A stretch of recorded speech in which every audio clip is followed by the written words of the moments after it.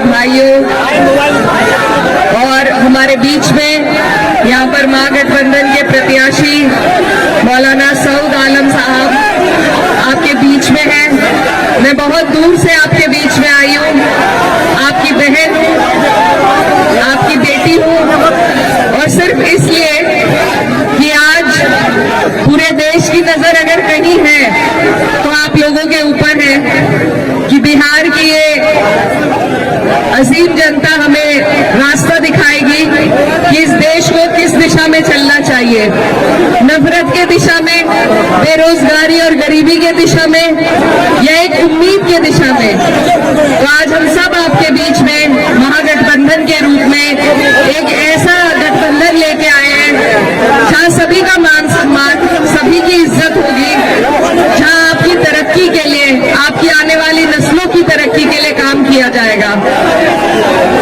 ये जो धरती है बिहार की, ये मेहनत कशों की धरती है, और यहाँ पर सबसे ज्यादा ईमानदारी से मेहनत करने वाले हमारे भाई रहते हैं। लेकिन अफसोस की बात है कि आप लोगों को रोजगार के लिए अलग अलग सूबों में जाना पड़ता है, अलग अलग राज्यों में जाना पड़ता है। ये आपकी जो सरकार है, ये आपको नहीं रोजगार देना चाहती, आपकी तरक्की नहीं चाहती है।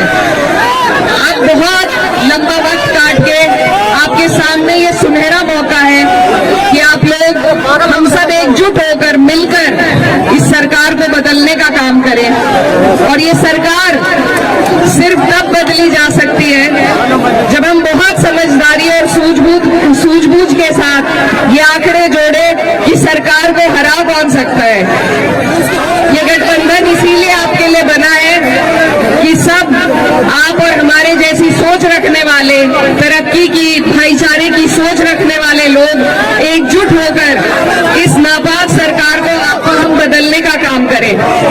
मेरे भाइयों, मैं आपसे ये कहना चाहती हूँ कि आप लोग अपने इन वोटों को, अपनी ताकत को बंटने नहीं दीजिए। एकजुट होकर, एक तरफ होकर जब आप और हम वोट करेंगे तभी जाके हमें तरक्की हासिल हो पाएगी। हमारे बीच में मौलाना सऊद आलम साहब अब भी आपके विधायक थे, आपकी लड़ाई लड़ते रहे, और फिर से आपको और हमें कोशिश करनी है कि इनको फिर से हम जिताएं ताकि हमारी सरकार बन सके।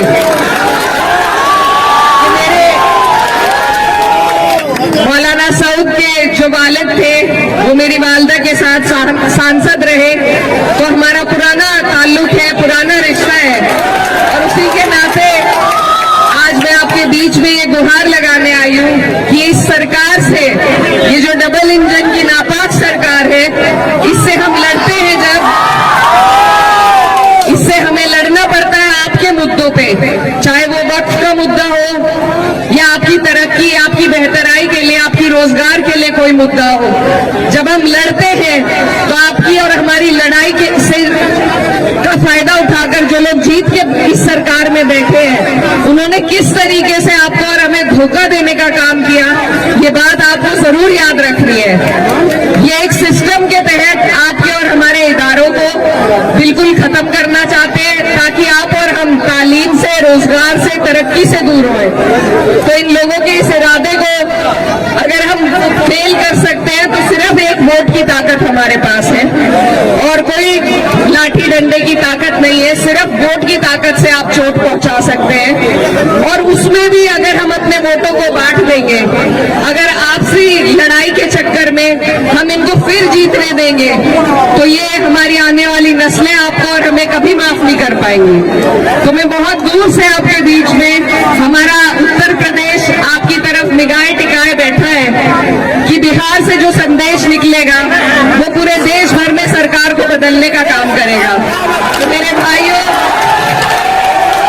आपसे मेरी यही गुजारिश है बार बार कि सभी लोग, माननीय अखिलेश यादव जी, राहुल गांधी जी, तेजस्वी यादव जी, सभी लोग कोशिश कर रहे हैं, आपके बीच में आ रहे हैं। इस बार आपके पास मौका है, अगर इस बार मायूस हो गए तो फिर लंबा मौका हाथ से चला जाएगा, इसलिए आपको चूकना नहीं है। और लालटेन का आपका बटन है, आने वाली 11 तारीख है। मैं आपकी बेटी, हमारे यहाँ बेटी बहन की बात कोई नहीं टालता, तो मैं उम्मीद करती हूँ कि बिहार की जनता भी, पहली बार मुझे यहाँ आने पर मेरा मान सम्मान रखेगी, अपना प्यार देगी और हमारे भाई मौलाना सऊद आलम साहब को एक एक वोट देने का काम करेंगे। और भी जो लोग हैं वो भी अपने हैं, वो भी लड़ रहे हैं, लेकिन मेरा बस आपसे ये सवाल है कि वोट डालने से पहले ये सोचिए कि क्या वो सरकार बना सकते हैं। अगर वो सरकार के नजदीक पहुंचते हैं तो आप बेशक वोट उन्हें दे दीजिए, लेकिन वो नहीं पहुंचेंगे। उन्हें अगर वोट दिए जाएंगे, बटेंगे अगर हमारे वोट, तो सरकार फिर से भाजपा की बनेगी और इस बार भाजपा नीतीश जी को मुख्यमंत्री भी नहीं बनाएगी, इस बार वो खुद कब्जा लेगी। तो अब तक जो हालात थे वो बद से बदतर आपके हो जाएंगे, इसलिए आपको पहले ही अपनी सुरक्षा करनी है और उसका जरिया मैंने जैसा आपको बताया सिर्फ वोट का है आपके पास। इस बार आपको नहीं बटना है, आपको एक एक वोट एकजुट होकर अपने प्रत्याशी लालटेन पर देने का काम करना है।